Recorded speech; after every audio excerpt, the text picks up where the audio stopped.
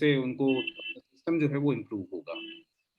So I'll invite Dr. Santosh Singh to address the gathering here. जी sir, नमस्कार। मैं doctor Santosh Singh बोल रहा हूँ। हेलो। जी हाँ जी नमस्कार. डॉक्टर साहब, हम हाँ, आपको सुन हाँ, पा रहे हाँ, हैं सर। हाँ, प्लीज प्लीज हाँ, प्रोसीड अच्छा, अच्छा, प्लीज। आवाज़ आ रही है। अच्छा, अच्छा, जी अच्छा। ठीक, आज का टॉपिक तो मुझे बहुत अच्छा लग रहा है, कारण कि समाज में बहुत सारी चीज़ें मतलब हैं जो कि करेक्ट करने की आवश्यकता है। हेल्थ ओवरऑल अगर पूरे हेल्थ को हम कंसीडर करें, तो हेल्थ एक मतलब टेक्निकल तो है, उसमें डॉक्टर और ये गवर्नमेंट और ये सब तो है। तो मतलब मैं पहले थोड़ा-सा हेल्थ इन जनरल के बारे में बताना चाहूँगा, उसके बाद मैं पीडियाट्रिक के बारे में, बच्चे के बारे में बताना चाहूँगा।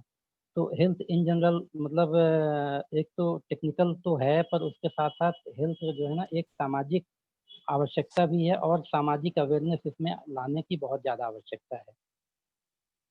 जैसे कि हम देखते हैं, क्या आने लगा, क्या है ये? आवाज़ आ रही है? जी सर, आपकी आवाज आ ह रही है बिल्कुल। वो हाँ, हाँ, आप हाँ, हाँ, हाँ। आप उतने जैसे कि हम फ्रेंडली देख इसको उपयोग करने के लिए नहीं होंगे, इसलिए थोड़ा जी, ओके, नो प्रॉब्लम, हाँ, ओके, थैंक ठीक, यू। ठीक, प्लीज ठीक है। प्रोसीड। जैसे कि हम देखते हैं कि हमारे यहाँ मतलब हेल्थ सिस्टम कंजम्पशन बहुत कम है। मतलब अगर इसमें अपन कुछ बढ़ा सकते हैं, जो काम रूरल पीएचसी, सीएचसी में होना चाहिए था, वो मेडिकल कॉलेज में आता है। मतलब आपका हेल्थ सिस्टम जो रूरल एरिया में है, वो उसमें हम एक तो जाते भी नहीं हैं, मतलब प्रचार-प्रसार नहीं है, या कि सिस्टम अच्छा नहीं है, जिस वजह से भी नहीं जाते। तो जो काम पीएचसी, सीएचसी में होना चाहिए था, वो हो रहा है मेडिकल कॉलेज में। तो अगर अपन इसको डिसेंट्रलाइज़ कर सकें, मतलब एक ये सोशल प्रॉब्लम भी है, वहाँ पे प्रचार-प्रसार किया जाए कि मतलब हेल्थ सिस्टम का कंजम्पशन जो है ना, रूरल में ज़्यादा हो, जिससे कि जो बड़े सेंटर हैं, वो जिसके लिए बने हैं, वो काम करें। जैसे मेडिकल कॉलेज टर्शियरी सेंटर है, टर्शियरी सेंटर मतलब हाइली स्किल्ड जो चीज़ें हैं, वो वहाँ पे होना चाहिए। पर एक्चुअली हम लोग क्या करते हैं कि जो मतलब सिंपल बीमारियाँ हैं, जो गाँव में ठीक हो सकती हैं, पीएचसी, सीएचसी लेवल पे हो सकती हैं, वो चीज़ें वहाँ पे आती हैं। दूसरा हमारे उसमें मतलब सोशल अवेयरनेस इसमें भी बहुत आवश्यकता है कि जैसे अगर बच्चा अच्छा रहे, बच्चा अगर स्वस्थ रहे, तो वो आगे चल के एक पूरी पीढ़ी स्वस्थ हो जाएगी। तो बच्चे का मतलब डिलीवरी पार्ट मतलब उस उधर मदर पार्ट और फिर बच्चा, अगर इन 2 चीज़ों को हम वो कर लेते हैं मतलब अच्छा कर लेते हैं, तो हमारी पूरी की पूरी पीढ़ी स्वस्थ रहती है। तो इसमें हमारी जो सामाजिक कुरीति है सबसे बड़ी वो ये है कि हम गर्ल चाइल्ड को जो मतलब भविष्य में वो मदर बनेगी, तो उसका मतलब हम लोग ध्यान कम दे पाते हैं, मतलब समाज हमारा कम कम दे पाता है। वही आगे चल के मदर बनेगी, तो अगर वो अच्छी रहेगी, हेल्दी रहेगी, बच्चा हेल्दी होगा और अगर बच्चे को अच्छा पढ़ा पाएगी, अच्छा कर पाएगी, तो वही बच्चा आगे चल के समाज का एक बड़ा हिस्सा बनेगा और एक विकास करेगा। तो आरटीआई तो ठीक ही है, मतलब इस मामले में आरटीआई में रूरल हेल्थ सिस्टम में अपन क्या कर रहे हैं, कितना फंक्शनिंग है, क्यों कम है, कितना आता है, मतलब मैन पावर कम है कि क्या कम है, कैसे इसको किया जा सकता है, ये चीज़ कर सकते हैं और इसके साथ साथ हमको सामाजिक अवेयरनेस भी लाना चाहिए। अब जैसे अगर मदर हेल्दी नहीं है तो बच्चा वो मतलब एक तो छोटा होगा और एक चीज़ और, जैसे हमारा मध्य प्रदेश कुपोषण में सबसे ज़्यादा आगे है। तो कुपोषण लगभग मतलब ये तमाम मतलब मेडिकल प्रॉब्लम के नाम पे किया जाता है। उसमें डॉक्टर सिर्फ़ आपको सलाह दे सकता है। ये मतलब कुल मिला के सामाजिक प्रॉब्लम है, कारण कि कुपोषण जो होता है वो खाने-पीने की चीज़ों पे मतलब खाना नहीं खिला रहे हैं या कि हमारे मतलब अवेयरनेस नहीं है। जैसे 6 महीने में बच्चे को आपको खाना देना चाहिए। तो हम क्या करते हैं कि एनिमल मिल्क पे ज़्यादा रिलाई करते हैं। कभी गाय का दूध देंगे, कभी वो देंगे, उससे उनको बहुत ज़्यादा कुपोषण होता है। कारण कि मिल्क जो है, मिल्क में सब चीज़ें होती हैं और जिस भी चीज़ में सब चीज़ होगी, तो वो हर चीज़ की डिमांड पूरी नहीं कर पाएगी। मिल्क में सारी चीज़ें होती हैं, लेकिन कम-कम मात्रा में होती हैं। तो जो एनर्जी डिमांड है, वो नहीं कर पाता, उसका डाइजेस्टिव सिस्टम सही सही नहीं रहता है और अ, तो इसमें भी थोड़ा सा अवेयरनेस लाने की ज़रूरत है। और एनिमल मिल्क के और नुकसान हैं, जैसे कि हम एनिमल मिल्क कंज्यूम करते हैं, एनिमल मिल्क मतलब एनिमल प्रोटीन, तो उससे मतलब एलर्जी होने का भी चांस रहता है और बहुत सारे न्यूट्रिएंट की कमी रहती है, कारण कि एनिमल मिल्क उसके छोटे बच्चे इन्फेंट के लिए बना हुआ है। जैसे भैंस के बच्चे के लिए भैंस का दूध, गाय के बच्चे के लिए गाय का दूध। तो इसलिए हमारे समाज में क्या एनिमल मिल्क का ज़्यादा वो किया जाता है, ज़्यादा इम्पोर्टेंस दिया जाता है। मेरे हिसाब से उसके जगह पे खाना खाना देना चाहिए। और जैसे कि जिनको कुपोषित हो जाते हैं, जैसे जो छोटी कम्युनिटीज़ के लोग हैं, वो बहुत ज़्यादा कुपोषित हो जाते हैं, कि उनको लाके यहाँ पे भर्ती करना पड़ता है और यहाँ पे सिर्फ़ यही किया जाता है कि उनको खाना दिया जाता है। तो वो कुपोषित होना मतलब एक डॉक्टरी प्रॉब्लम नहीं है, वो एक सामाजिक प्रॉब्लम है, कारण कि खाना आजकल तो सबके घर में रहता है और एक्चुअली हम खाने को इतना छोटा समझते हैं। मैं आपको एक उदाहरण के तौर पे बताता हूँ कि एक गेहूँ के दाने से गेहूँ का पेड़ होता है और उस पेड़ को मतलब आप अगर ज़मीन में ना भी डालो उसको, तो 3-4 दिन रहता है। तो उस पेड़ को जितनी चीज़ें चाहिए, चाहे एनर्जी चाहिए, विटामिन्स चाहिए, मिनरल्स चाहिए है, वो सारी की सारी चीज़ें उसमें रहती हैं और उसी प्रोपोर्शनेट में रहती हैं जिस प्रोपोर्शनेट में चाहिए होता है किसी लाइफ के लिए। तो अपन उसको बहुत छोटी चीज़ मानते हैं, कारण कि वो सस्ता है। वो सस्ता है नहीं, वो सस्ता किया गया है, उसके लिए हमारे किसान सफ़र कर रहे हैं। वो सस्ता किया जाता है। तो अगर खाना तो तमाम अवेलेबल है, तो अगर सबको इक्वली डिस्ट्रीब्यूट किया जाए या कि उनको अवेयर किया जाए कि वो खाना खाएँ, खाना खिलाया जाए, तो एक कुपोषण की समस्या से भी बहुत बड़ा छुटकारा मिल सकता है। जी, जी डॉक्टर और साहब तीसरी बात। हाँ, ये जी, जी। हाँ, इसमें हाँ, एक बोलिए। सुझाव भी आया है, हम आपके पास तक हाँ, पहुँचा दें। हाँ।